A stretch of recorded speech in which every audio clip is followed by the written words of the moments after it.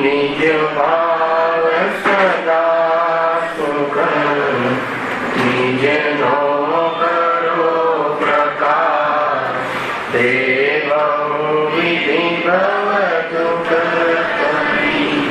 करे छे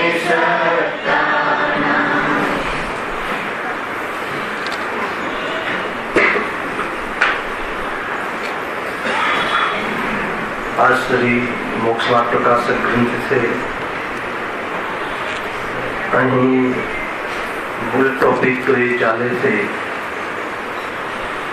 जे कर्मना उदयમાં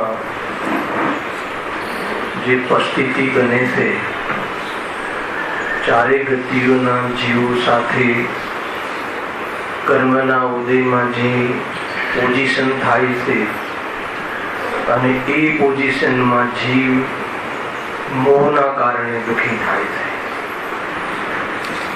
કર્મથી નહીં, કર્મની પોઝિશનથી નહીં, પરંતુ એ કર્મના પરિસ્થિતિમાં એક વખતે મોહના કારણે, સ્વરૂપનો ખ્યાલ ન હોવાના કારણે, વસ્તુ સ્વરૂપથી અંજાન હોવાના કારણે જીવ ઘણો દુઃખી થાય છે. એ મૂળ ટોપિક છે. અને એમાં અહીંયા જે કર્મના બે ગ્રુપ છે, જે અઘાતી અને જે ઘાતી, એમાં અઘાતી કર્મની ચર્ચામાં નામકર્મના ઉદયથી થતું દુઃખ અને તેના ઉપાયોનો જૂઠાપણું એ એનો પેટા ટોપિક છે. Page number 63. ખ્યાલ આવવો જોઈએ કે આપણે કયા ટોપિકનું સ્વાધ્યાય કરી રહ્યા છીએ અને શું કામ કરી રહ્યા છે. શું કામ કરી રહ્યા છે તો શાના માટે?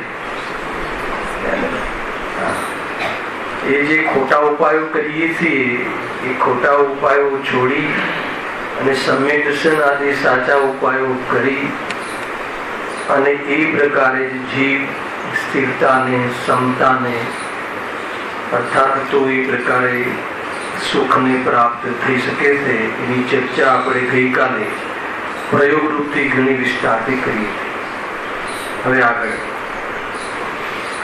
નામકર્મના ઉદયથી ગતિ, જાતિ અને શરીર આદિ નીકળે છે. આ નિમિત્ત પ્રધાન કથન સમજવા. નિમિત્તનું પણ સાચું જ્ઞાન હોવું જોઈએ. કે જે આ શરીર આદિ, જાતિ અને ગતિ ત્રણ ચીજ કહી છે. આ નામકર્મના ભેદ છે. 3 પ્રકારની પ્રકૃતિમાંથી આ 3 નામ આપ્યા છે અહીંયા. ગતિ નામ કર્મ, જાતિ નામ કર્મ, પછી શરીર આદિમાં જે પણ સહનન, સંસ્થાન આદિ અનેક પ્રકારે શરીરની જે રચના થાય છે. તો જે જીવને ગતિ પ્રાપ્ત થાય છે મનુષ્ય આદિ, અને એના અંદર એકેન્દ્રિય આદિ જે જાતિને પ્રાપ્ત થાય છે, અને એ ગતિ અને જાતિ ના અંતર્ગત જે જીવને શરીર પ્રાપ્ત થાય છે, એ શરીર આદિની જે રચના છે એ રચનાનો કરનાર કોણ છે? નામકર્મ. એટલે નામકર્મ નિમિત્ત તરીકે કરતા છે. એમાં શું લેવું છે કે શરીર આદિની જે રૂપ, રંગ, હેલ્થ, હાઈટ, જે પણ શરીરની રચનાઓ થાય છે ને, જે પણ એ રચનાનું કારણ કોણ નથી? જીવ તો નથી જ. સમજો. અને જીવ એ રચના કરવા માટે આખું જીવન લગાવે. ભૂલ શું થાય છે તમે સમજો. શરીરની રચના કરવાનું કારણ કોણ છે? અને શરીરની રચનાનું કાર્ય થવાનું મૂળ કારણ કોણ છે?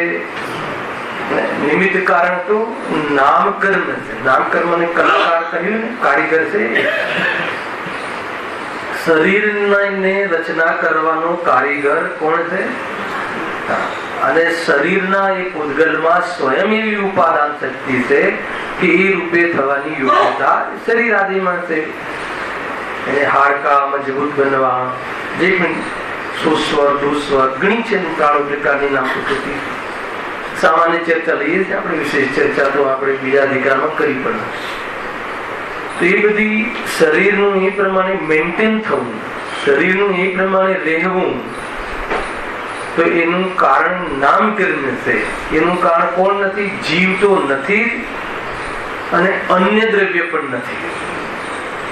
બહારમાં જે અન્ય પ્રકારની જે ઉપાયો કરીએ છીએ ને, જે અન્ય પ્રકારની દવા દારૂ આદિ જે પણ ફિટ રહેવા માટે, એ પણ કારણ નથી. શરીરનું જે સ્લિમ રહેવું, ફિટ રહેવું, બરાબર રહેવું, જે પણ આપણે સમજતા હોઈએ એમાં નિમિત્ત કારણ નામકર્મ. અને નામકર્મ નું કારણ કોણ છે? બધું યાદ કરી લેવું દરેક કર્મની શરૂઆતમાં. આજે આપણને બહારમાં ગિફ્ટ મળે છે, એ ગિફ્ટ કોના કારણે મળી છે? જે પણ કાળું ધોળું જે પણ મળે છે શરીરનો સંયોગ, એ પૂર્વમાં કરેલા આપણા સુવાસુ ભાવો મોહ રાગ દ્વેષનું નિમિત્ત પણ પામીને સંયોગમાં એવી જાતિની પરિસ્થિતિ ઉભી થવી, એના નિમિત્તરૂપ કારણ, એનો એજન્ટ, એનો કોન્ટ્રાક્ટ સ્વયં આપણે જે આપણા ભાવોના માધ્યમથી કર્મોને આપેલો છે. તો એ કોન્ટ્રાક્ટ પ્રમાણે કાર્ય થઈ રહ્યું છે. હવે આવું ના થવું જોઈએ, એને થવું જોઈએ, એને એનો કોઈ મિનિંગ નથી. બેન્સી શું કહે છે કર્મ માટે? શું કહે? બંધ સમયે ચેત, ઉદય સમયે શોચાટ. સમજમાં? જયારે તે બાંધ્યા હતા એ વખતે બાંધે છે, એ વખતે તું વિચાર કરતો નથી, એ વખતે તો સ્વરૂપની તરફ જોતો નથી, એટલો ઇગ્નોર કરે છે, એટલો અનાદર કરે છે આ ચેતન સ્વભાવ. અને દેહ આદિની ભાવના ભાવે છે, તો ભાવના તો ફળે જ, ચાહે ભવની કે ચાહે ભવનાશીની. શું કહ્યું? આવે છે જે ભાવ મળે છે એ ભાવનાથી મળી છે, અને ભવનાશની ભાવના પણ જે સ્વયં કરે તો ફળે છે. આ બધું બરાબર એકદમ સમજવું. બહુ સ્થૂળ ચર્ચા હોવા છતાં પણ ગંભીર વાત આ પ્રકરણમાં હોય છે. તો જો આ શરીર આદિની રચનામાં નામકર્મ નિમિત્ત છે, સાંભળજો બરાબર છે. અને શરીર આદિની એ રચના થઈ અને એ રચનામાં આપણો મેળ પડવો એના કે નહીં, એ સાતા વેદની કર્મનો રૂલ છે. એની સાથે સંબંધ થવો, એ મળવું, પાપ પુણ્યનો ઉદય કહે ને, સાતા બરાબર છે. અને એ શરીર આદિમાં કેટલો કાલ રહેવું, એમાં આયુ કર્મ નિમિત્ત છે. પણ આ બધી સ્થિતિ હોવા છતાં દુઃખી થવું કે ના થવું, એનો આધાર મોહ છે. નિમિત્ત તરીકે મોહ કર્મ, ઉપાદાન તરીકે મોહ ભાવ, અને એમાં દુઃખી ન થવું હોય તો આપણો એમાં નિમિત્ત કારણ કહો કે ઉપાદાન કારણ કહો, એકમાત્ર પોતાનો સ્વભાવ. કર્મની ઓરથી નિમિત્ત થઈ જશે, પોતાની ઓરથી ઉપાદાન થઈ જશે. કેટલી વાતો કહી. આ શું કામ આ રીતે ચર્ચા કરું છું વિઠ્ઠલભાઈ? ભલે તમે આજે જ આવ્યા હોય અહીંયા સાંભળવા, તો પણ પૂરો વિષય જે આગળ ચાલ્યો હોય ને, એ પૂરો વિષયની થીમ તમને ખબર પડી જાય. કર્મના ઉદયમાં જે પરિસ્થિતિ બને છે, અને એ પરિસ્થિતિમાં જીવ મોહના કારણે દુઃખી થાય છે, અને દુઃખ દૂર કરવાના ઉપાયો જે કરે છે, પોતાની મનોગત કલ્પના પ્રમાણે ખોટા ઉપાય કરે છે, અને એ ઉપાયથી જીવ સુખી થતો જ નથી. તો હવે સાચો ઉપાય શું છે એ બતાવો, અને એ સાચો ઉપાય કરે તો જીવ નિયમથી સુખી થાય. આ પૂરા ચેપ્ટર જેટલા પણ મોક્ષવાદ પ્રકાશકના અધિકારના છે, એમાં આ થીમથી કામ ચાલે છે. તો અહીંયા કેટલી પરિસ્થિતિ બતાવી. અહીંયા નામકર્મની વાત ચાલે છે. નામકર્મ કઈ એ કયા ગ્રુપનું કર્મ છે? અઘાતી. એનું ફળ ક્યાં આવે છે? સંયોગમાં. અને એ ફળ આવે ને વેદુ ના વેદુ કોના હાથમાં છે? આપણા હાથમાં છે. એટલે હુકમનો એકો કોની પાસે છે? બહુ મોટી વાત છે અનુભાઈ, બહુ મોટી વાત.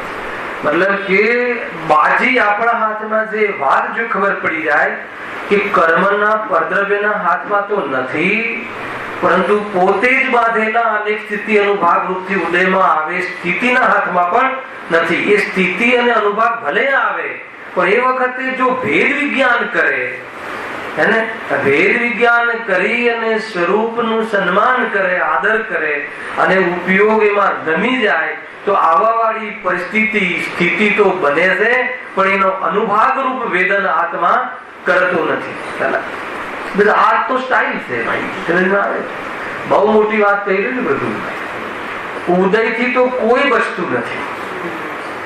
પંચ પરમેષ્ઠીમાં બિરાજમાન એવા નમોલોય સબ્બ સાહુણમ, જે મોક્ષનું સાક્ષાત કારણ છે, એવી દશાને પ્રાપ્ત મુનિરાજ, એમના જીવનમાં પણ પૂર્વ કરેલા સુવાદી કર્મનું ઉદય ઉપસર્ગના રૂપમાં આવવા છતાં એ ઉપસર્ગના કાળમાં સ્વરૂપમાં રહીને અતિન્દ્રિય આનંદ વધારવો અને પરિપૂર્ણ સુખને પ્રાપ્ત કરવાનો પુરુષાર્થ જો કરી શકતા હોય, તો આપણે પણ કર્મ ઉદયમાં આવે એ વખતે દુઃખી ના થવું હોય તો ન થઈએ, અને સુખી થવું હોય તો થઈ શકીએ છીએ.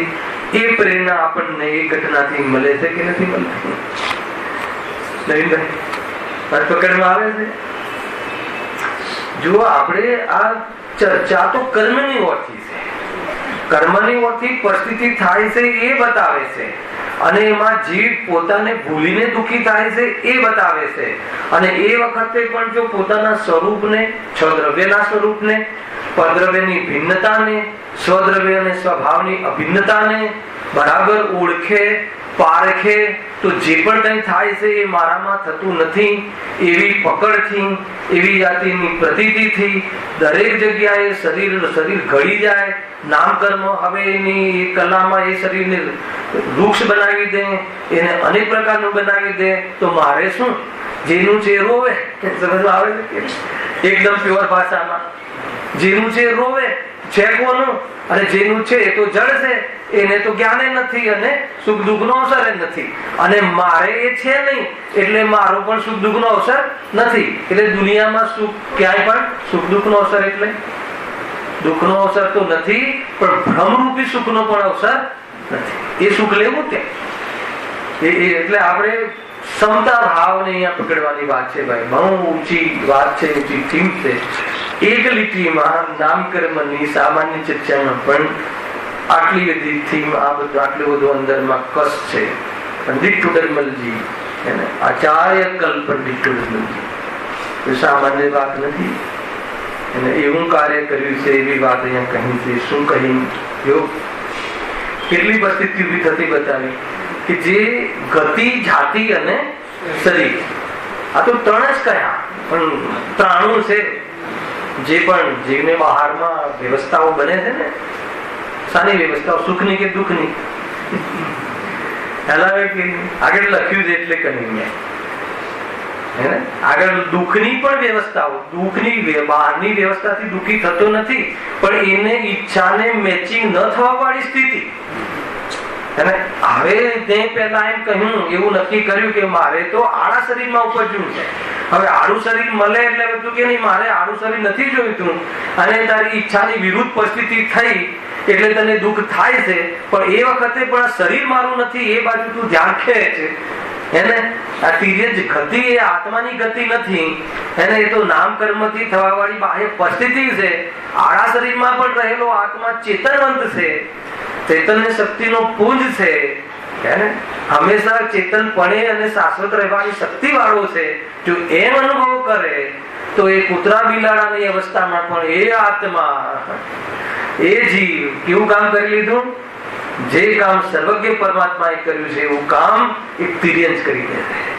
કેમ કે તિર્યંજ હું નથી, તિર્યંજ તો ગતિ છે, અને નામ કર્મથી મળેલી અવસ્થા વિશેષ છે, અને એમાં રહેલો આત્મા એ રૂપે થતો નથી. એ સૃષ્ટિનો સિદ્ધાંત છે, અને એવા સિદ્ધાંતને તું અનુભવે તો ચૈતન્યના પ્રકાશમાં તને આખે આખા શાશ્વત આત્માના દર્શન થાય. એ દર્શનનું નામ સમ્યક દર્શન થાય. શરીરમાં આવે છે કે નહીં? બહુ મોટી વાત છે ભાઈ. કોઈ કર્મના ઉદયમાં કોઈ સ્થિતિ બની ગઈ તો ગભરાવાની જરૂર નથી, હે ને?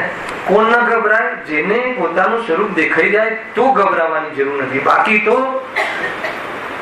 રૂપ નો અંબાર એવું દેવગતિ નો તું દેવ હોય તો પણ તું દુઃખી નું દુઃખી થાય. સમજમાં આવ્યું કે ગજબની વાત છે. જો નામ કર્મ ના ઉદયથી ગતિ જાતિ શરીર આદિ નિપજે છે. આમાં કેટલાથી નિવૃત્તિ થઈ ગઈ બતાવો ચિન્મય. કે બહારમાં શરીરનું ટિકટોક કે જે પણ તમે જે સમજતા હોય એનું રહેવું એ કોનાથી નિપજે છે? એટલે એ કોનાથી નથી થતું? એવું આત્માથી નથી થતું. તો પછી કરવાનો પ્રયાસ મૂર્ખતા છે. એમાં ઉપયોગની બરબાદી મૂર્ખતા છે.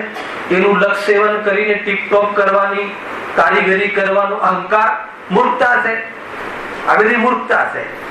તો જ્યાં એક નિમિત્ત પ્રધાન કથન જો ખ્યાલમાં આવી જાય તો પણ નિમિત્તાધીન દ્રષ્ટિ છૂટી જાય. એને નિમિત્તનું સાચું ખ્યાલ.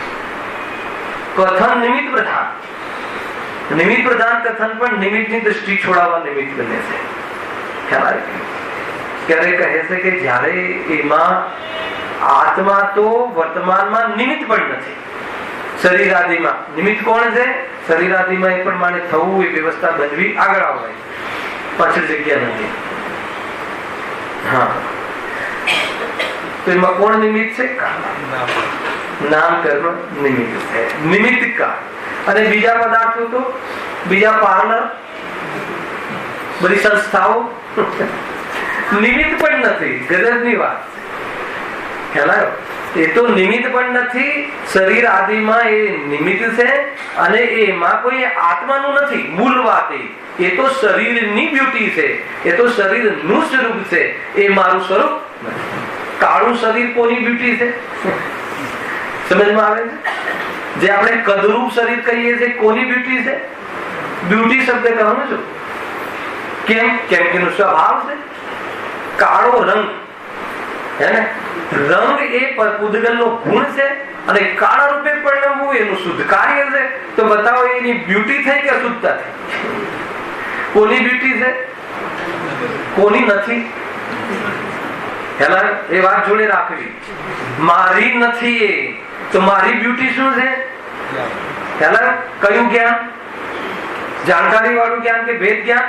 એ બ્યુટી દેહની છે, મારી નથી એવું જાણવા વાળું જ્ઞાન, ગાયકના વિશે એવું જાણવા વાળું જ્ઞાન અને એવું અનુભવ કરવા વાળું જ્ઞાન, એ વાસ્તવમાં એ ગાયકની બ્યુટી છે.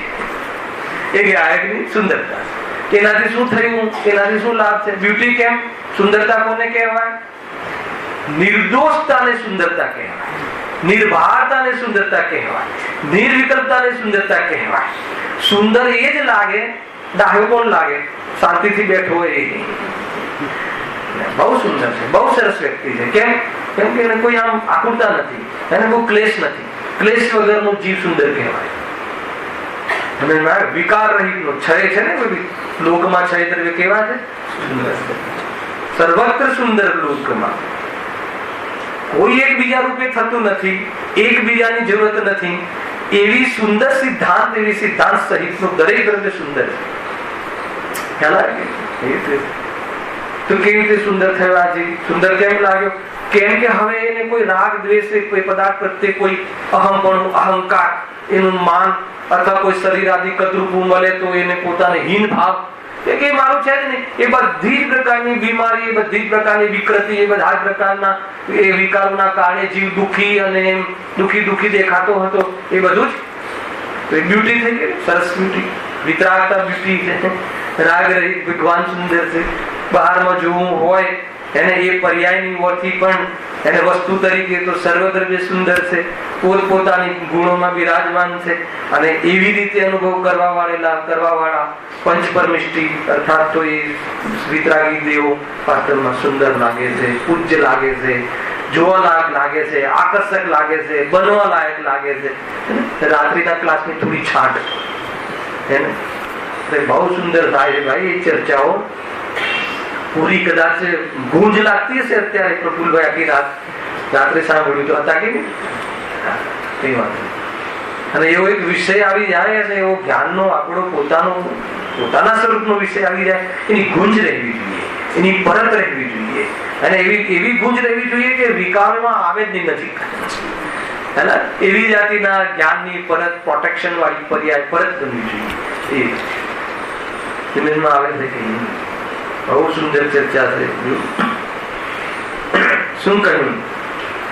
નામકર્મના ઉદયથી કઈ વીટી હતી આપણી આ જ્યાં બહારમાં જે આ રચના નીપજે છે ને રાજેશભાઈ, એ રચના નીપજે છે કોના કારણે નહીં? આપણે ત્યાંથી વાત ખુલી છે. આ બહારના જે પાર્લર છે ને, પાર્લર એ બ્યુટી પાર્લર છે. ખ્યાલ કે બહુ દોષ છે ભાઈ. તો હવે મૂળ વિશે આવવાનો બાકી છે. પર્યાયની અપેક્ષા એકેન્દ્રીય ધ્રુવ અંદર આમ એનું તમે સાંભળશો તો જાણે એમ લાગે. વાદીરાજ મુનિરાજ કહે છે કે આ એકેન્દ્રીય જીવાદીના દુઃખ સાંભળતા અને મેં આવા કાળા કેર કર્યા છે એ સાંભળતા એમ લાગે છે કે જાણે મેં પોતાના સભા પર કરવત ચલાવી હોય. પુરાણમાં વાંચ્યું એ રીતે છે. એ આવા વાળી ચર્ચા. આ તો કર્મની ઓરથી શું પરિસ્થિતિ બને છે, અને એ પરિસ્થિતિમાં જીવ અહંકાર કરીને કેવી રીતે દુઃખી થાય છે, પરેશાન થાય છે, રોતો રહે છે, નિરંતર કશાયોમાં જલે છે. હું પાતળો થઈ ગયો, હું નબળો થઈ ગયો, હું દુબળો થઈ ગયો, અરે હું મરી જઈશ, અનસિક્યોર ફીલિંગ કરે. તું છે ને જે તારી સ્વરૂપ પદ્ધતિ છે ને, શરીર છે ને દુબળું પતળું છે ને, તારા સંયોગમાં તું ઉપલબ્ધ છે ને ત્યાં, પણ તારું શું છે? ન તું એનો કરતા છે, ન તું એનો ભોગતા છે, તું તો એનો જ્ઞાતા છે. તું તો જ્ઞાય નો જ્ઞાતા. કયું જ્ઞાન બ્યુટી થઈ? ખ્યાલ આવે ને? એ રીતે છે આખી વાત. આખી અહીંયાથી પડે છે. એટલી સુંદર ચર્ચા છે. ચર્ચા કર્મની છે, પણ કર્મ રહિત આત્માને બતાવે છે. બસ આ છે જીનાગમ નો ટોન. આ છે જીનાગમ સમજવાનો, વાંચવાનો, ભણવાનો એક પ્રકારથી એ દૃષ્ટિકોણ. વાત કર્મ નહીં કરે, દુઃખી કરવાના, અરે કર્મથી પીટાવે ના, એ તો વૈરાગ્ય લાવવા માટે કોઈ કઠોરજીને કહે એ વાત જુદી છે. એ પણ એક શક્તિ છે આચાર્યોની, એની ના નથી. પરંતુ અહીંયા તો થઈ કઈ વાતો નહીં. તો ઉદારતાનો માર્ગ છે, તો મોટા કલેજાનો માર્ગ છે, અને અનંતકાળનું અંધારું એક સમયના ભેદ વિજ્ઞાનમાં ભાવ કરી નાખે છે. અનંતકાળનું પાપ એક સમયના પ્રતિક્રમણમાં નિવર્તી જવાય છે, અને એવો આ ચૈતન્યમાં પડેલા બીજમાં તાકાત છે. એની એક સમયની વેદજ્ઞાનની પરિણતિ અહો, અને આ જે બહારની જે શરીરાદી રૂપી નિપજે છે એ હું નથી. હવે જેટલી પણ સ્થિતિ એ બની હોય તું આવ, એ પ્રમાણે એટલા ભાવ પર્યંત કર, તને શરીર મળે, પરંતુ એને ભોગવું તો સમ્યક દર્શન રૂપી જે સંસ્કારને પ્રગટ કરીને જાય છે. પૂર્વમાં બાંધેલા નરક ગતિના ઉદયમાં પણ, શરીરના કપાવાના કાલમાં પણ હું તો અખંડ સ્વરૂપે છું એનો અનુભવ ત્યારે અનેક સમ્યક દ્રષ્ટિ જીવો એના બળથી આનંદમાં રહે છે. રહે છે કે નથી રહેતા? કોનું છે, કોણ કરતા છે, હું કોણ છું, કોનો કરતા છું, એ બધું સમજવું જ નહીં. જો શું કહે છે? નામ કર્મના ઉદયથી ગતિ, જાતિ અને શરીર આદિ નીપજે છે. આટલી જ વાત કરું છું વારંવાર. નામ કર્મના નામ કર્મના નિમિત્તે આ બધું મળે. તો શરીર આદિની જે રચના થાય છે, એની જે મતલબ કે આકાર, પ્રકાર, મજબૂતાઈ જે પણ કોઈ બને છે એને એ બતાવો. એ સલાકા પુરુષો કયું છે અમભાઈ? વજ્ર નારાજ સહનન, પવન પુત્ર હનુમાન, બાળક આવડું વિમાનમાંથી પડે છે મોટી શિલા પર, કેવું થઈ જાય? ભૂકે ભૂકા થઈ જાય. આવું શરીર મળે તો અહીંયા કહે છે કે એવું શરીર હું નથી એમ માં જાણે છે. શરીર અહીંયા તો તરત જ તો હું આ ભારત દેશમાં કમાલ કરી નાખું એવું મજબૂત શરીર મળે તો હનુમાનની જેમ. મોક્ષે જવા વાળા છે, મોક્ષે ગયા. સ્વરૂપ સમજ જોવે તો એ બધું જે મળે છે એની રચના. એવડા બાળકે શું ખાધું હશે, શું પીધું હશે, શું એક્સરસાઇઝ કરી હશે, શું બહારના પાર્લરોમાં જઈને અથવા જિમ્નેશિયમમાં જઈને એને મતલબ કે શું કર્યું હશે આવડા બાળકે બધા. તો એ ક્યાંથી આવ્યું? એ કોણે રચના કરી, ક્યાંથી બની? એક પણ સમય આ શરીર માટે આપવા જેવો નથી. એ અહીંયા કહે છે આનોવાની પ્રેરણા એ છે. બહુ જ મતલબ કે પુણ્યના ઉદયથી આ અવસર આવ્યો છે, વારંવાર નહીં આવે છતાંય શરીર માટે આ ભાવ ખોયો હે ને, તો એ શરીર જ મળ્યા રાખે એ પરંપરામાં જીવ જશે. બરાબર રાજુભાઈ વાત પકડાય તો કઈ બતાવો એને શું કર્યું? તો કહે છે કે નામ કર્મના ઉદયથી બી રચના થઈ, ઠીક છે, પણ એવી એમને જ કેમ મળી, અમને કેમ નહીં? આ બીજો પ્રશ્ન. ઠીક છે, શરીરની રચના કરવામાં પણ એ તો કોન્ટ્રાક્ટ એ જીવે આપેલો, તો કે એ સાતા અસાતા કર્મ ઉદય ત્યાં કે એવા પાપ કર્મના ઉદયમાં તને એવું હલકું ફૂલકું એવી જાતિનું, એ તો પાપ પુણ્ય તો આગળની ઓરથી અશુદ્ધ જીવની ચર્ચા છે. એવા શરીરમાં પણ જો વેરાગ આવી જાય તો એ ઉદય પણ પુણ્યનો ઉદય થઈ ગયો. જો એ તો પાપનો ઉદય ક્યારે કહેવાય રાજુભાઈ? આપણે આવું જોઈતું નથી અને મળ્યું તો એ પાપના ઉદયના અનુસાર યોગ થયો, પરંતુ ભલે ને એવું મળ્યું. અધ્યાત્મ તો ઉદયમાં પણ ફેરવે છે. કેવી રીતે? કેવી ઉદય મળ્યું? અરે શરીર તો આવું છે અને આ શરીર પર પ્રેમ કરવા જેવું નથી, એને આપણું માનવા જેવું નથી, તો બતાવો એવું મળેલું શરીર તમારા ભેદ જ્ઞાનમાં નિમિત્ત બન્યું તો પાપનો ઉદય કે પુણ્યનો ઉદય? કઈ પરિસ્થિતિ આત્માથી જીવો તો હર પરિસ્થિતિને પોતાના અનુકૂળ બનાવી. શું વાત કરું છું? પોતાના અનુકૂળ એટલે એનાથી વિરત થવાના માટે નિમિત્ત બનાવી હર પરિસ્થિતિ, ચાહે પુણ્યનો ઉદય હોય કે ચાહે પાપનો ઉદય. બે ઉદયોમાં આત્માને લાભ નથી એમ નક્કી કરીને એમાં રીઝતા નથી. એના માટે તો વાસ્તવમાં એ પુણ્યનો ઉદય થયો આધ્યાત્મ અપેક્ષા. બાકી જે પ્રમાણે છે એ છે. આહારમાં જે ભોગાદિની ક્રિયાઓના વિરુદ્ધ પરિસ્થિતિઓ બનવી એવા યોગ થવા એટલે પાપનો ઉદય કહે છે. જીવ તો ભોગવવા ચાહે છે ભૂખને, અને બહારમાં પરિસ્થિતિ એવા અંદરમાં બરાબર શિખંડ લઈને બેઠો અને એમાં અંતરાય આવી ગયું તો કહે શું કરે? એવી પરિસ્થિતિ પણ છે. મુનિરાજને અંતરાય આવે તો પાપનો ઉદય કે પુણ્ય ઉદય? આપણને શું લાગે? અરે રે મુનિરાજ નહીં. મુનિરાજ કહે છે કે આમે ભોજનમાં આવું તું કોને હે ને, એ તો આ ટેસ્ટ કરવા આવ્યો હતો મારા એ પરિણામનો હે ને, અને મને તો આમે ખાવું નતું. ખ્યાલ આવે કે નહીં? ખાવાનું સંચલન કશામાં થોડું પરિણામ આવી ગયું હતું ભોજનનું, આહારનું. આહાર લેવો ત્યાં મુનિરાજની અપેક્ષા. હા, આહારનું થોડું પરિણામ આવ્યું હતું તો હું કસોટી કરવા આવ્યો આ પરિણામને. કેટલી ગદતા! કાલે જ કહ્યું ને, એક બાળક રડે ઘરની અંદર, અરે રે મારા ભોજનના નિમિત્તે કોઈ જીવ દુઃખ થાય, એવા ભાવનું શું કામ? એ તો બોલવામાં આટલો ટાઈમ લાગે ત્યાં ભાવ જ ના રહે, કેમ કે એમને ભોજનનો ભાવ જ નતો બરાબર હતો. પાણીમાં ખેંચેલી લકીર જેવી કસાય છે, એટલે કસાય છે જ નહીં. જો યાદ આવી જાય છે આપણા એ ફ્યુચર,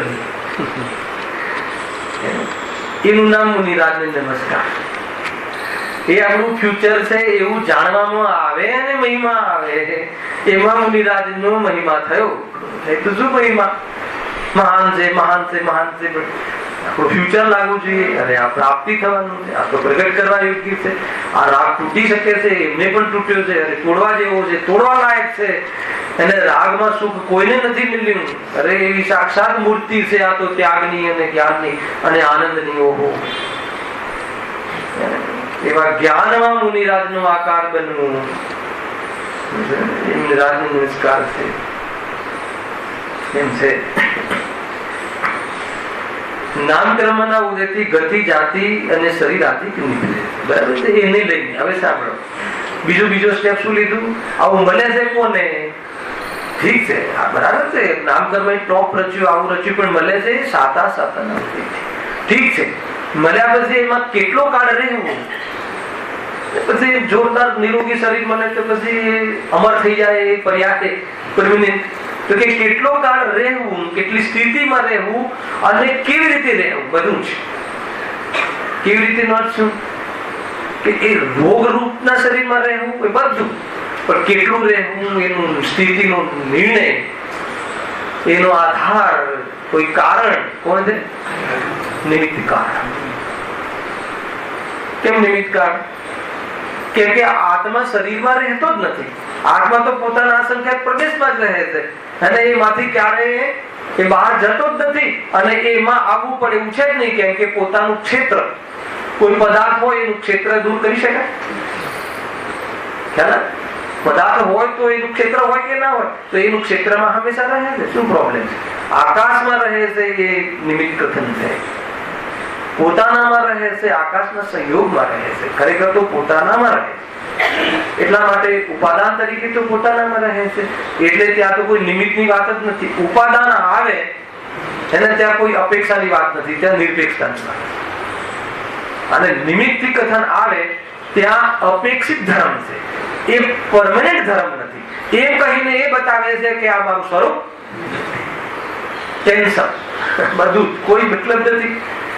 જરા પણ રીઝવાનું નથી. નહીં, મને આવું મતલબ જોરદાર કામદેવ જેવું શરીર, તીર્થંકરોને મળ્યું, તીર્થંકરોને કામદેવ જોરદાર શરીર, 500 ધનુષનું સહનન જોરદાર. તો એ શરીર તો આવું શરીર કાયમી રહે તો કે ન રહે, કેટલું રહેવું એમાં આયુ કરવાનું. ત્યાં સુધી 3 કર્મનો રોલ થાય. આ બધું જ રહે. આ થઈ પરિસ્થિતિ. આગળ જેટલી બધી ચર્ચાઓ થઈ, પરંતુ એમાં દુઃખી થવું એનો આધાર, એનું નિમિત્ત કારણ કોણ છે? મોહ. અને ઉપાદાન કારણ મોહ ભાવ. નિમિત્ત કર્મનું નામ પણ મોહ, મોહની કર્મ અને મોહ ભાવ. દર્શન મોહ, ચારિત્ર મોહ એ જીવમાં થતા વિકારી ભાવનું નામ છે. અને દર્શન મોહનીય કર્મ અને ચારિત્ર મોહનીય કર્મ એ કર્મનું નામ છે. એ કર્મનો ઉદય અને આ બાજુ જીવ. અચ્છા, એ કર્મનો ઉદય થાય એ કર્મ દુઃખી કરાય ને છેલ્લે તો કે નહીં? એ કર્મનો ઉદય થાય એ વખતે પણ જો જીવ વેદ વિજ્ઞાન જ્ઞાનની જાગૃતિ ચાલુ રાખે તો શું થાય? મોહ ઢીલો પડે અને પ્રતીતિ થઈ જાય તો મોહનો નાશ થાય, સ્વરૂપમાં રહે. તો એ રીતે પોતાનું સ્વરૂપનો આનંદ કરી શકે. દુઃખી થવામાં કારણ કોણ છે? મોહ. આગળ બહુ સરસ ચર્ચાઓ છે. આમાં એમ બતાવવું છે કે કઈ જાતિ સારી, કઈ ગતિ સારી, કેવું શરીર સારું, અથવા ધર્મમાં કઈ ગતિ અનુકૂળ, કઈ જાતિ અનુકૂળ, કયું કુળ અનુકૂળ, કયું સ્વશરીર અનુકૂળ. ગોત્ર કર્મમાં આવવાનું અનુભાઈ એક વર્ણ, જાતિ અને ધર્મ. પંડિત ફૂલચંદ શાસ્ત્રીની એક બુક છે, વાંચજો, જોરદાર લખી છે.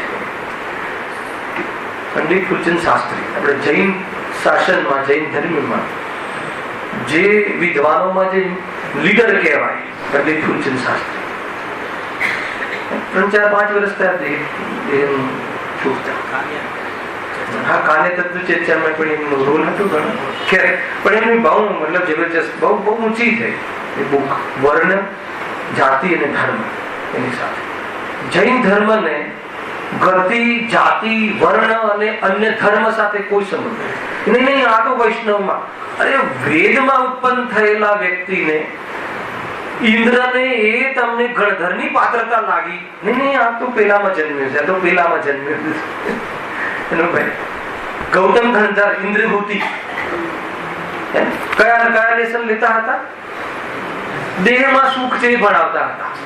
અને આ બાજુ ઇન્દ્રને ભગવાન મહાવીરની વાણી ન ખરેના નિમિત્ત તરીકે ગણધરની હાજરીનું નિમિત્ત પણ જોઈતું હતું. તો એટલી બધી 12 સભાઓમાં એવા સક્ષમ મુનિરાજો બિરાજમાન હતા, પણ એમને એવી યોગ્યતા, ગણધરની યોગ્યતા વાળો જીવ એ લાગ્યો. બતા એટલે અહીંયા જૈન ધર્મનું બહુ મોટું કલેજું છે. એને કોઈ ધર્મમાં જન્મ્યો હોય તો એ ભેદ વિજ્ઞાન કરી અને આ કામ ન કરી શકે એવી વાત નથી. એટલે એનાથી પણ કોઈ મતલબ નથી. અને જાતિ તિર્યક પણ ધર્મ કરી લે છે.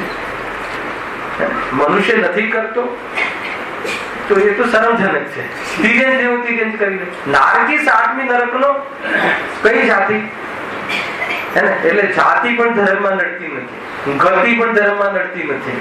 એકેન્દ્રિય, બેન્દ્રિય, ત્રણેન્દ્રિયમાં ભલે એકેન્દ્રિયમાં એક ક્ષમતા નથી, પણ એમાં જે સંઘની પંચેન્દ્રિય જાતિનો જે તિર્યજ છે, મગરમચ્છ છે, એ પંચમ ગુણ સ્થાનને યોગ્ય વિશુદ્ધિ અર્થાત તો વિતરાગતાને પ્રાપ્તિ છે. કે જેનો ખોરાક એકમાત્ર માછલીયાદી હોઈ શકે એવી પરિસ્થિતિમાં પણ એને એક દેશ ત્યાગ કરી અને ભોજનના રાગનો ત્યાગ કરે. સમજમાં આવે છે શું કેવું છે? એનું ભોજન શું? મગરમચ્છ.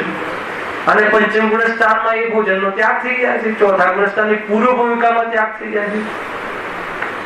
માંસાહાર આદિ વિચાર કરો, એટલું રાગ નથી. સમજવા જેવી વાત છે ભાઈ. એટલે કોઈ જૈન ધર્મ કોઈનાથી બંધાયેલો નથી કે નહીં આ જાતિનો જ કરે, આ વર્ણ વાળો જ કરે, આ ગોત્ર વાળો કરે, આ જ એવું કઈ નહીં. કેમ કે ધર્મને જાતિથી, ધર્મથી, બીજા બાહ્ય ધર્મથી કોઈ મતલબ નથી. આ તો વસ્તુનો ધર્મ છે, હે ને? ગુરુદેવ ઘણી વાર કહેતા કે આ તો કોઈ વાળો નથી. જૈન ધર્મ તો જનજનનો ધર્મ છે. અરે જીવ જીવનો ધર્મ છે, વસ્તુનો ધર્મ છે. કોઈ બંધાયેલા નથી કે નહીં આ વાણિયા જ કરે, આ જૈન વાળા જ કરે, ક્ષત્રિય જ કરે, એવું કઈ નથી.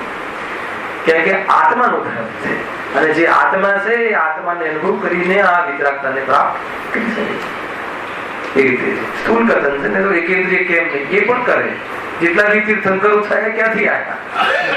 ત્યાંથી આવીને કરીને મૂળ વાત એ છે. એ પોષણ રહેવાની ક્ષમતા નથી, એની ચર્ચા આપણે આગળ કરીશું. નામ કર્મના ઉદયથી ગતિ, જાતિ અને શરીરાદિક નિર્દેશે, તેમાંથી પુણ્યના ઉદયથી જે પ્રાપ્ત થાય તે તો સુખના કારણ છે, અને પાપના ઉદયથી જે પ્રાપ્ત થાય તે દુઃખના કારણ થાય છે. પૂરું વાક્ય નથી. ખ્યાલ આવ્યો કે નહીં? હજુ અલ્પ વિરામ છે ત્યાં. અને તો ચલો પર પદાર્થ સુખ દુઃખના કારણ કહે નહીં, નિમિત્ત પ્રધાન કથન છે, હે ને? એ તો તને બહારમાં જે પદાર્થ, જે શરીર આદિ મળ્યા, હવે એ શરીર આદિ તને તારા એ જીવનમાં થતા કાર્યોમાં, ભોગોમાં અનુકૂળ ન ભાષ્યા, એટલે તારા માટે એ પાપનો ઉદય થયો. અને અનુકૂળ ભાષા તો એ જ શરીર, એ જ સ્થિતિ, એ જ સિચ્યુએશન, એ જ બાહ્ય ઉદય અસાતાના ઉદયમાં પ્રતિકૂળ લાગે છે ને એ જ ઉદય સાતાના ઉદયમાં અનુકૂળ લાગે છે. એટલે બહારનો કોઈ પદાર્થ અનુકૂળ પ્રતિકૂળ નથી. અને અનુકૂળ લાગે છે એમાં ઈચ્છાના અંશ ડાઉન થાય છે, એટલે ત્યાં નિરાકુલતા લાગે છે. સાંભળી લો શું કહ્યું? આ પંખો ચાલે છે જોરદાર, અને કાલે તો ઉદાહરણ છે ભાઈ, કાલે તો મુકુંદભાઈ તમે જોરથી ફાસ્ટ પંખો રાખતા હતા, અને આજે બંધ કરો બંધ કરો. કેમ? એ પંખો તો એનો જ છે. તો ક્યારેક ફરતો પંખો અનુકૂળ, ક્યારેક બંધ પંખો. અરે ક્યારેક એ જ સિચ્યુએશન અનુકૂળ, સાતાના ઉદયમાં અનુકૂળ લાગે. હવે માન લો કે તમારો અસાતાનો ઉદય આવ્યો, અસાતાનો ઉદય કર્મનો, અને અસાતાનો ઉદય એટલે શું? કર્મ તરીકે અસાતાનો ઉદય, અને પરિણામમાં બહુ ઠંડી લાગે છે, ઠંડી મારે તો અત્યારે ઠંડી નથી જોઈતી એવી ઈચ્છા, તો એને પ્રતિકૂળ પરિસ્થિતિ થઈ. તો હવે તમે એમાં સાનો તમે અનુભવ કરશો? અસાતાનો, દુઃખનો. અચ્છા, અને સાતામાં હવે સાતાનો ઉદય આવ્યો, પંખો ફરે જ છે ને, હવે તમને બહુ ગરમી લાગતી હતી તો ઠંડી જોઈએ, હવે ઠંડક જોઈએ, પંખો. હવે તો સાતાનો ઉદય આવ્યો અને તમને અનુકૂળ પરિસ્થિતિ થવા લાગી, તો તમારી એ વખતે જે ઈચ્છા હતી પંખો ચાલુ થવાની, રાખવાની, એ ઈચ્છાને અનુકૂળ પરિસ્થિતિ થઈ, અને આ બાજુ ઈચ્છા ડાઉન થઈ. ઈચ્છા ડાઉન થઈ એટલે તમને ઈચ્છા ડાઉન થઈ એની નિરાકુલતા છે. પંખો ફર્યો એની નિરાકુલતા નથી. આપણી ગ્રંથિ બંધાઈ ગઈ કે પંખો ફર્યો એટલે નિરાકુલતા થઈ. ખરેખર તો ઈચ્છા ડાઉન થઈ હતી એની નિરાકુલતા હતી. તો એ દિશામાં વિચારવું હતું કે ઈચ્છાનો અભાવ થઈ જાય તો જીવ નિરાકુલ થઈ જાય, અને ઈચ્છાનો અભાવ ત્યારે થઈ જાય કે પદાર્થ પરિપૂર્ણ લાગે. બધા પદાર્થો જેમ છે એમ લાગે ત્યારે ઈચ્છા જ ના થાય, અને એ માટે એ જ ઈચ્છાના ભાવનો ઉપાય. તો આપણે તો શું કર્યું કે નહીં આ ઈચ્છાની પૂર્તિ આ પંખા ચાલુ છે એને કરી, તો હવે વિશ્વમાં એવા પદાર્થો બધા સંગ્રહ કરું કે મારી ઈચ્છાની પૂર્તિ કરે.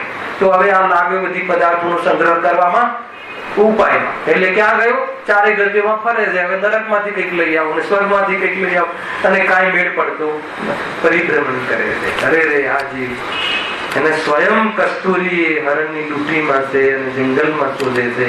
એવી પરિસ્થિતિ આ 3 લોકનો નાથ સ્વયં અને જ્ઞાનની કુટી, જ્ઞાનનો વાસ્તવમાં પિંડ સ્વયં સુખનો પિંડ છે, પરંતુ એ સુખ બહારમાં શોધે છે. એનાથી તીવ્ર મોહ, તીવ્ર અજ્ઞાન ઓર કઈ હોઈ શકે છે. જલમાં માછલી પ્યાસી. કેવું લાગે? પાણીની અંદર રહેલી માછલી પ્યાસી. તો શું ભૂલ થઈ એને? શું ભૂલ થઈ? ત્યાં જલથી પ્યાસ બુજાતી નથી. એવા અજ્ઞાનના કારણે જલનું સેવન ન કરે અને એ અજ્ઞાનથી દુઃખી છે. એ મુખ્ય છે. આજીવિકા કોનાથી દુઃખી છે? અજ્ઞાન. એ લેવું જો. બહુ સૈદ્ધાંતિક ચર્ચાઓ છે, બહુ કામની ચર્ચાઓ છે. સમીરભાઈ મજા આવે છે? સારી મજા આવી. અજ્ઞાનની ખબર પડી ગઈ. અજ્ઞાનની ખબર પડી જવી, ભૂલની ખબર પડી જવી, એ પણ બહુ મોટી ક્રાંતિ છે. જીવને જયારે ભૂલ જ નથી લાગતી, એનાથી વધારે તીવ્ર અજ્ઞાન કઈ હોઈ શકે? અને અજ્ઞાનની ખબર પડી ગઈ, એનું નામ મોહની મંદતા. અને અજ્ઞાનનો અભાવ થઈ ગયો, એનું નામ મોહનો અભાવ, અર્થાત એનું નામ જ્ઞાન. પેલા તો આપણને જે સુખના કારણ છે એ દુઃખના ભાસે, અને દુઃખના કારણ સુખના ભાસે, તો શરૂઆત જ નહીં થાય. ધારણા જ્ઞાનમાં ધારણા જ્ઞાન ખ્યાલ એને લઈને ગુરુદેવશ્રી કહે છે કે ભાઈ ભાવ શુભ હોય કે અશુભ હોય, બંને કર્મબંધમાં નિમિત્ત બને છે. જવાનો ક્રમ અલગ, પરંતુ શ્રદ્ધાના ક્રમમાં બંને એક સરખા. આ વાત ખબર પડવી જોઈએ. જવાનો ક્રમ પડે છે, પેલા અશુભ જાય પછી શુભ જાય, પર્યાયમાં એ વાત જુદી છે. પણ બંને જ છોડવા લાયક છે એવો શ્રદ્ધામાં, નહીં શુભ તો રાખવા લાયક છે, અશુભ તો છોડવા લાયક છે એવો શ્રદ્ધામાં ક્રમ નથી. બંને પર છે, બંને જુદા છે, બંને બેડી છે, બંને બંધન છે. બે વિતરાગ ભાવ નથી, એને જે રાગથી વિતરાગતા થાય એવો દમ નથી, પણ છૂટવામાં અને જે ક્રમ પડે છે એ ક્રમ એની જગ્યાએ છે. ખ્યાલ આવે કે નહીં? આ રીતે સમજવું. આ પૂરો માર્ગ છે ભાઈ. અને માર્ગમાં જે જે સ્ટેશન આવે એ સ્ટેશનો છે, પરંતુ એ સ્ટેશન ઉપર ઉતરી જાય. તારે બહુ લીધું હતું રાત્રિમાં દ્રષ્ટિ મુક્તમાં. ખ્યાલ આવે કે નહીં? એક વાર દિશા બદલાઈ જવી જોઈએ. દિશા બદલાઈ ગઈ ને, માનો કે મુંબઈ જવું છે, ગુજરાત જવું છે, તો ગુજરાતની દિશા આપણે પકડી તો આવશે. પછી સ્પીડ કોઈની ઓછી હોય, કોઈની વધારે હોય, એનો યોગ્ય પુરુષાર્થ. અને કદાચિત સુરત અમદાવાદ વચ્ચે સ્ટેશન આવે હિંમતનગર પહેલા, અને પ્રયોજનમાં ઉતરવાનું પણ થાય. ના નથી, શું કહ્યું? ઉતરવાનું પણ થાય. સુરત આવી ગયું, જરા પાણી બેઠી ગયું, ખતમ થઈ ગયું, નીચેથી લઈ લઈએ, ઉતરવાનું થયું, પણ ઉતરે છે? ઉતરે છે નથી ઉતરતો? બધા ઉતરવા છતાં નથી ઉતરતો. ધ્યાન રાખવું, એ ધ્યાન રાખવાનું. એટલે વચ્ચે સ્ટેશન આવે, કયા? ભક્તિના, પૂજાના, પાઠના આવે. પરંતુ થોડો પણ નહીં, મજા આવી ગઈ, અને ભગવાન ને આપી દેશે, આનાથી મોક્ષે જવાશે. અને મોક્ષે નહીં, સ્વર્ગે તો જવાશે ને. મજા પડી ગઈ, કયો અટકી ગયું. અને બહુ જોરદાર વાત છે ભાઈ. સ્ટેશન તો આવે ને, વચ્ચે આવે જરા વિસામો ખાવા કે ઘણી વખત બહુ સુખ જોયું ના હોય ને, તો સુખમાં પણ નહીં લેવાય. બહુ સુખ ઉપયોગમાં એટલે બહાર આવે તો પાછા એવા સ્ટેશન જાય કે પાછો મોકલે કે ભાઈ જા, અહીંયા તારું કામ નથી. દેવશાસ્ત્ર વિતરાગી. આ કાર્ય થાય છે એને ધર્મનો વ્યવહાર કહ્યો. અને એટલા માટે વ્યવહાર કહ્યો કે નિશ્ચયને જ બતાવે છે. અને નિશ્ચયમાં જાય ત્યારે વાત સાચો વ્યવહાર, અને ન જાય તો વ્યવહારને પરમાર્થ માનીને મિથ્યા. ગજબ છે, બહુ ડેન્જર છે આ બધું. સમજમાં આવે છે? થીમ તો આ છે. અને એ રીતે માનો કે કદાચ સુરત ઉતર્યો પાણી લેવા, ને કોઈ જૂનો દોસ્તાર મળી ગયો, જૂનો ખ્યાલ આવે, જૂનો મોહ પાછો આવી ગયો, એમ ઉપસમ થયો તો એ મળી ગયો ને વાતોમાં લાગી ગયો. એટલે આપણે તો સ્કૂલમાં હતા ને મજા કરતા હતા, ગાડી ગઈ અટકી ગયો. આવું થાય છે કે નહીં? બહુ વિચાર કરવા જેવું છે ભાઈ, બહુ મોટી વાત છે આ. એ બધું છે, ઉદય છે, ના નથી. ઉદય ઉદયમાં છે, એને મારે કોઈની અવેરનેસ નથી. જો એ લખ્યું છે એટલે કહ્યું આવું. પણ ત્યાં સુખ માનવું એ ભ્રમ છે, ભ્રમ છે. અને ત્યાં ખરેખર સુખ કયું હતું? રાજુભાઈ કયું સુખ કહ્યું? ત્યાં જે બહારનો માનો કે તમારે બરાબર અનુકૂળતા એકદમ એવો પંખો જોઈને જ નીચે બેસવાનું, પંડિતજી બંધ કરાવી દીધો. પાપ નો ઉદય કે પુણ્ય નો ઉદય કે પંડિત નો ઉદય? ખ્યાલ આવે છે કે તો ભારે પડે. પાપના ઉદય ને પુણ્યના ઉદયમાં શું અટકે છે? પાપના ઉદયમાં પણ ભેદ વિજ્ઞાન કરે અને પુણ્યના ઉદયમાં પણ એનાથી નિવૃત્ત રહીને અભ્યાસ કરે. આ આત્માર્થીઓનો પર્યાયનો વ્યવહાર છે. શું કહ્યું દિનેશભાઈ? પાપના ઉદયોમાં જે બહારમાં પ્રતિકૂળતા આવે, દુનિયા પ્રતિકૂળ કહે, એ તો પદાર્થનું પંડમન છે, એને એનું જ્ઞાન મારામાં થાય છે. એ રીતે એનાથી વેદ વિજ્ઞાન કરે.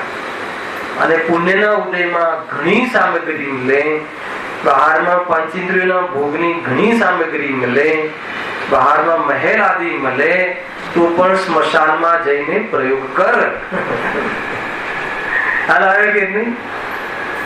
ઘણા ડનલોપના ગાદલા આદિ અને એસી રૂમ મળે, તો પણ એક ચટાઈ રાખી અને જંગલમાં કેવી રીતે રહેવાય એવો યાત્રા દરમિયાન પ્રયોગ કર, કે એના પ્રત્યે આસક્તિ ઘટાડવાનો અભ્યાસ કર. કહેવાનું પ્રવૃત્તિની ઓરથી, કરવાનું પરિણામની ઓરથી, અને શ્રદ્ધાના અભિપ્રાયને બદલવાનું જોર હોવું જોઈએ. આનું નામ સ્વાધ્યાય. શું કહો છો? ચટાઈ પાથરી અને ત્યાં ગયા, શાસ્ત્ર તો લીધું નહીં અને કહ્યું સ્વાધ્યાય.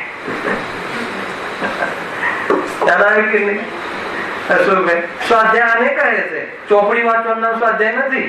પ્રવચન કરવું ને કરાવવાનું નામ સ્વાધ્યાય નથી. ખ્યાલ આવે કે નહીં? ડાયલોગ પાર્ટી નામ સ્વાધ્યાય નથી. કહ્યું ને એ તો માધ્યમ હતા, અને એ માધ્યમના નામથી અરે પુણ્યનો ઉદય ચક્રવર્તીઓને જોરદાર હોય છે કે નહીં? શું કરે છે? કરે છે ને આઠમ ચૌદસ આદિના દિવસે આસક્તિ ઘટાડવાના પરિણામ.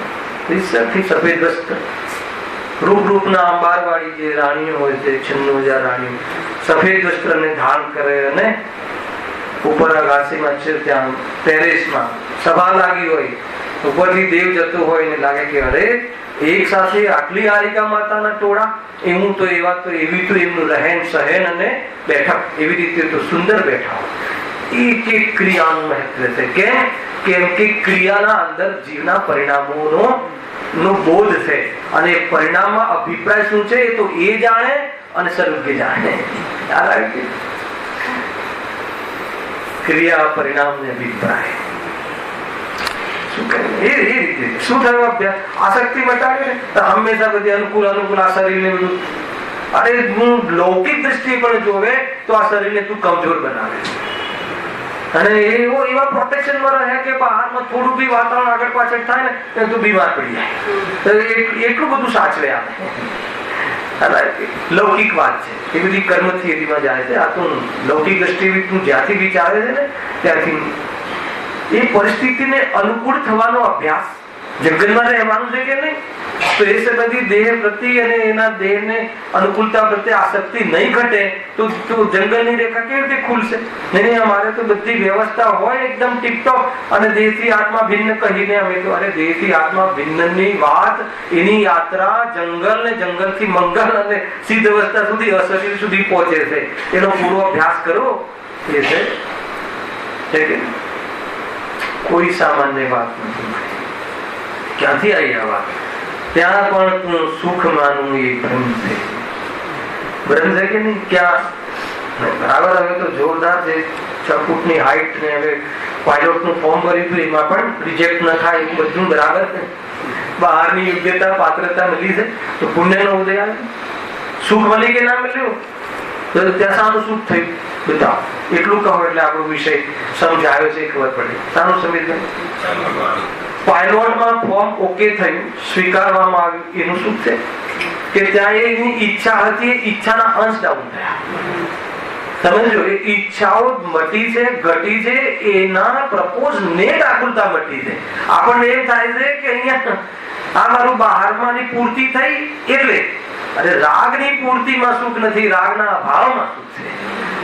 આવે છે કે અરે રાગની પૂર્તિ તને દેખાય છે, એ વખતે રાગના અનુભાગ ઘટ્યા છે, એનો પાવર ઘટ્યો છે, એનું તને નિરાકુલતા છે, તને સમજવા નથી આવતી. અને એ રાગનો ત્રિકાળ મારા સ્વભાવમાં અભાવ છે, સ્વભાવને જોઈ લે તો રાગ પેદા જ નહીં થાય, અને એટલે તને નિરાકુલ સુખ પ્રાપ્ત થાય. આખી સિચ્યુએશન આવવાની. આ વાત ઘણી રીતે, ઘણા એંગલથી હરોજ કોઈની કોઈ રીતે કહેવામાં આવે છે, કેમ કે આ વાત સ્પર્શવા જેવી છે.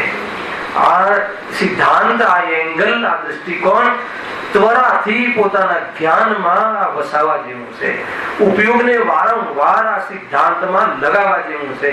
જ્યાં સુધી એ સિદ્ધાંતની સિદ્ધિ આપણા જ્ઞાનમાં ન થાય ત્યાં સુધી વિચારની કોટીમાં રાખવા જેવું છે. અને એ જ્ઞાનમાં સિદ્ધિ ત્યારે થઈ કહેવાય કે એમાં હા આવી જાય, પ્રતીતિ આવી જાય તો એ સાધ્યની સિદ્ધિ થઈ કહેવાય. અને એ સાધ્યની સિદ્ધિની પૂર્ણતા તે મુનિ અવસ્થા પૂર્વક અર્યંત સિદ્ધ દશા આવે તો એ સાધ્ય દશા, એ સાધના, એ વાસ્તવમાં સાધક દશા સાધ્ય રૂપે પરિણમી ગઈ કહેવાય. આ છે પૂરેપૂરું આત્માનું સ્વરૂપ. વાત તો તમે કર્મની કહો છો અને બતાવો છો, આત્મા એટલે આપણે આ ટાઈમ લાગે છે કે જલ્દી ફટાફટ. હવે ગોત્રમાં શું કેવું છે આજ કહેશું. ગોત્ર કઈ ઉતારે એવા પણ ઘણી ભ્રાંતિઓ ચાલે છે, એની ચર્ચા તો આપણે કરીશું. ગોત્ર કરવામાં શું કહેવું છે જો. ફરીથી બોલું છું, તેમાંથી પુણ્યના ઉદયથી જે પ્રાપ્ત થાય તે સુખના કારણ થાય છે, અને પાપના ઉદયથી જે પ્રાપ્ત થાય તે દુઃખના કારણ, નિમિત્ત પ્રદાન કરતા. બરાબર? પણ ત્યાં સુખ માનવું એ ભ્રમ છે, અને દુઃખ માનવું એ બતાવો જલ્દી, ફટાફટ. ભ્રમ છે. સાનાથી દુઃખ માનવું એ ભ્રમ છે. શરીર કદરૂપું મળવું એ પાપના ઉદયમાં, સાંભળજો, અને એના કારણે મને દુઃખ થયું એ ભ્રમ છે. અરે દુઃખ તો આ શરીર મને મળ્યું ને આવું શરીર મારું છે એ માનવું એ ભ્રમથી દુઃખી. કોઈ જીવ ક્યારે બી દેહ થી દુઃખી થતો નથી, દેહ ને પોતાનો માનવાથી દુઃખી.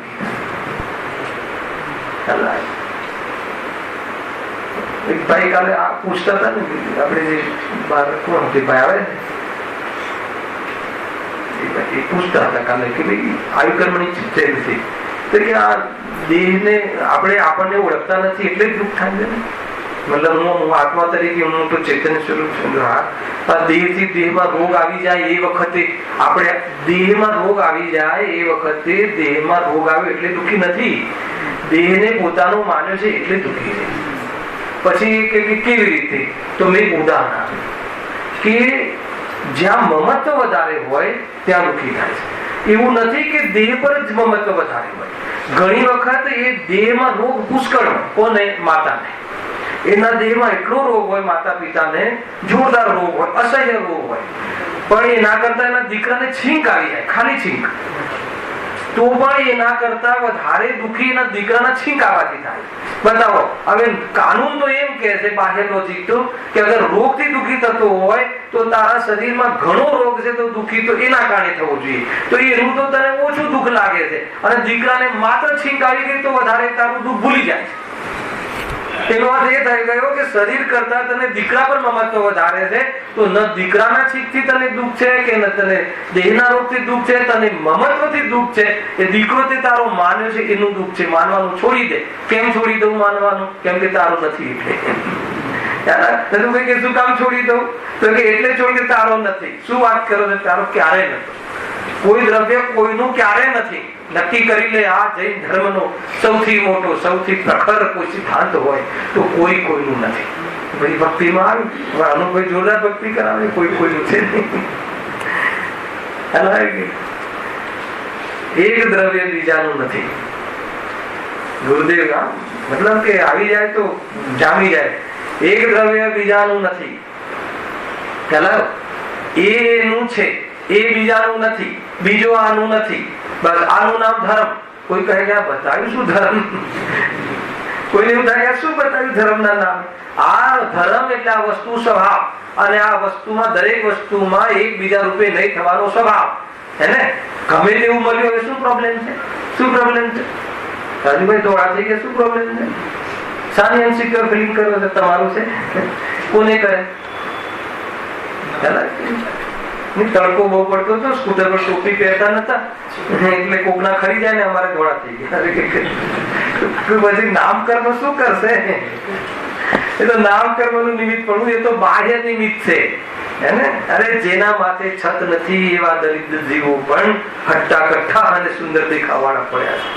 કલાય કે નહીં? બતાવો. એટલે તું બહારમાં એની સેવા કરવાનું છોડી દે. આખું જીવન આ દેહની સેવા કરી. અહીંયા કહે છે કે કોન્ટ્રાક્ટ આપ્યો છે એને કરવા દે, હસ્તક્ષેપ નહીં કર. તો પછી હું શું કરું? બસ વાત ત્યાં. હવે હું શું કરું? તો કે તું ભેદ વિજ્ઞાન, તું તારામાં રહે, તું આનંદ કર. એ આનંદ કરવાથી શું થશે? તો કે તને આવા બધા શરીર મળવાના ક્રમ જ નહીં આવે. શું વાત? હા, દુઃખી થવાના જેના અવલંબનથી દુઃખી, શરીરથી દુઃખી નહીં, એનું લક્ષ કરીને એવી જાતિના અવસરો અને એવી જાતિના નિમિત્તો જ નહીં આવે. કઈ અવસ્થા? અશરીરી સિદ્ધ વિદ્વાન આદર્શ સુનિધિ. આ છે આત્મા. જીગર જાન વાત છે, આ મોટા કલેજાની વાત છે. આ બધું તમે મુનિ જીવન જુઓ ને તો તમને મજા આવી જાય. મતલબ કે રૂપવાન ચક્રવર્તીઓ વોમિટ પડી હોય મુનિરાજના શરીર પર તો પણ મુનિરાજથી પ્રભાવિત થઈ જાય. ચંદુ હજાર રાણીનું રૂપ પ્રભાવિત નથી કરતું, પણ એવા કેસલોચ કરેલા, એવી જાતિના વાળ ગમે ત્યાં ઊંઘે. કેસલોચ કર્યો એટલે સેટિંગ ના કરાયું કે આમ બધા ઉખેડી નાખ્યો એટલે એક આમ ઊંઘે, એક આમ ઊંઘે, અને કદાચ વોમિટ આદિ થયેલી હોય શરીર પર તો બી એવા શરીરમાં રહેલા એ વિતરાગી પહાડ એનાથી ચક્રવર્તીઓ પ્રભાવિત થઈ જાય છે. શું કારણ છે? દેહથી પ્રભાવિત નથી થતા. અરે દેહ પર દેહને સાફ કરવાનો ટાઈમ નહીં, એને સ્વરૂપમાં એટલા જાગ્રત અને ઉપયોગ એટલો લીન એવા મહામુનિરાજ એકાગ્રતા જેનું લક્ષણ છે, અસ્નાન જેમનો ગુણ છે. મારે તો ઘણું લેવું હતું. આજે નાટક સમીક્ષાનો ગ્રંથ લીધો હતો. નેક્સ્ટ શનિવાર બહુ ઊંચી વાતો છે. અસ્નાન નામનો ગુણ છે 7 ગુણોમાં. જે જ્યાં શુદ્ધિનું પ્રકરણ છે ત્યાં એમાં અશુદ્ધિનો નિવાસ છે, હે ને? તો કહે એટલે અમે લૌકિક કાર્યમાં ઉલઝતા નથી. ગમે એટલું સાફ કરે પાછું મેલું થાય, એમાં શું લાગે? બહુ ઊંચી વાતો કરી છે સાધ્ય સાધક દ્વારની અંદર.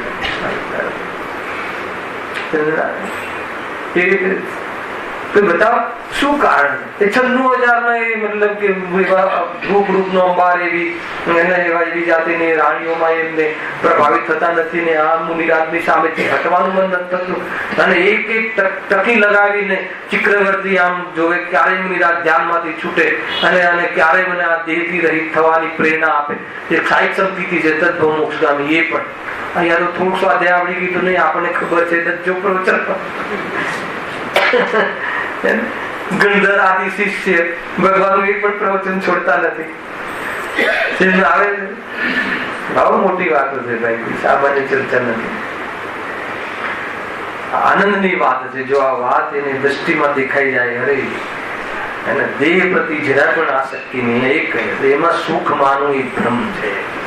રૂપાળું શરીર હર સમય તને ભયમાં રાખે છે, મા બાપ ને ભયમાં રાખે છે. દીકરીનું રૂપાળું શરીર શાના કારણે? દેહની આસક્તિના કારણે છે કે નહીં? અને દેહ નામ કર્મની જાયદાદ છે, આપણી છે નહીં. એ ખોટા જગ્યા અધિકાર છે તો અપરાધ છે. બીજાની વસ્તુ પર અધિકાર દોષ છે કે અપરાધ? અપરાધ છે. એવો મોટો અપરાધ કોઈ કરે છે અહીંયાથી?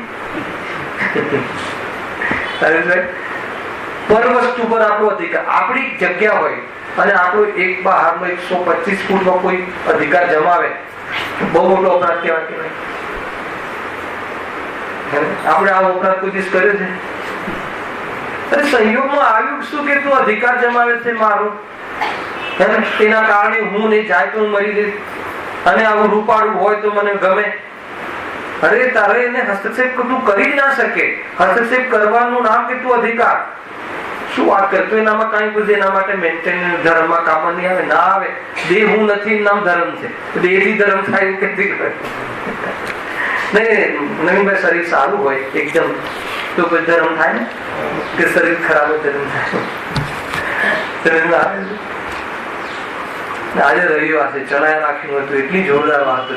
એવી તો પ્રારંભ છે અને આમાં બહુ ડેપ્થ છે. આની ચર્ચાઓ બહુ જોરદાર છે. આચાર્યોના હૃદય, જ્ઞાનીઓના હૃદય ઘણું કહેવા માંગે છે, અને કહે અને જો આપણને એ સંભળાઈ જાય તો કહે છે કે તારું કામ થઈ જાય. એ સુંદર સ્વાધ્યાયના માધ્યમથી આપણે આ નામકર્મની ચર્ચા કરી.